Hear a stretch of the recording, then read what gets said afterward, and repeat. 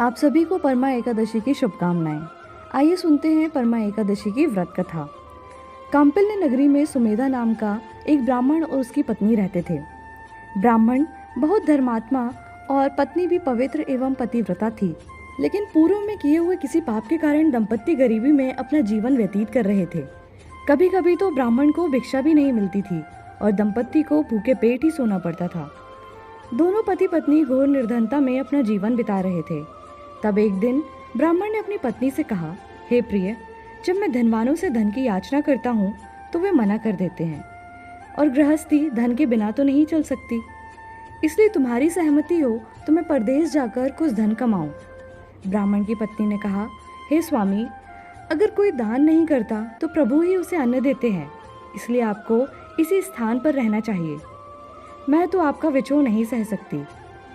पति बिना स्त्री की माता, पिता, भाई, ससुर और सगे संबंधी सभी उसकी निंदा करते हैं। इसलिए स्वामी, कृपा करके आप कहीं ना जाएं। जो भाग्य में होगा हमें वह यहीं से प्राप्त हो जाएगा। पत्नी की सलाह मानकर ब्राह्मण वहीं रुक गया और परदेश नहीं गया। इसी तरह ब्राह्मण दंपत्ति गरीबी में अपना जीवन बिताते रहे। कुछ समय बाद वहाँ कौंडी ऋषि आए। ऋषि को देखकर दंपत्ति ने उन्हें प्रणाम किया और बोले, आज आपके दर्शन से हम धन्य हो गए और हमारा जीवन सफल हुआ। दंपत्ति ने ऋषि को आसन दिया और भोजन का प्रबंध किया। इसके बाद ब्राह्मण की पत्नी ने ऋषि से कहा, हे ऋषिवर, कृपा करके आप हमें दरिद्रता नाश करने की कोई विधि व उपाय बताइए। मैंने अपने पति को परदेश जाकर धन कमाने से रोका है। भाग्य से आप भी यहाँ आ गए। मुझे पूरा विश्वास है कि अब हमारी दरिद्रता जल्दी ही नष्ट हो जाएगी।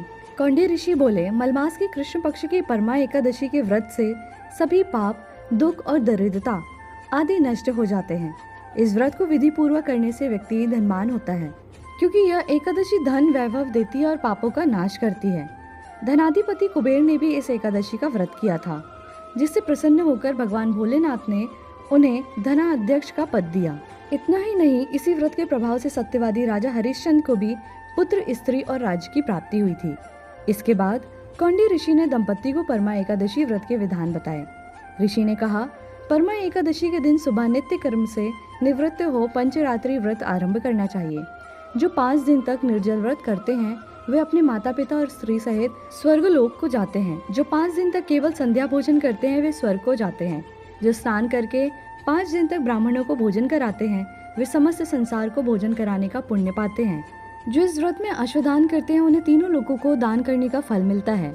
जो ब्राह्मण को तिल दान करते हैं वे तिल की संख्या के बराबर वर्षों तक विष्णु लोक में वास करते हैं। जो मनुष्य घी का पात्र दान करते हैं वह सूर्य लोक को जाते हैं।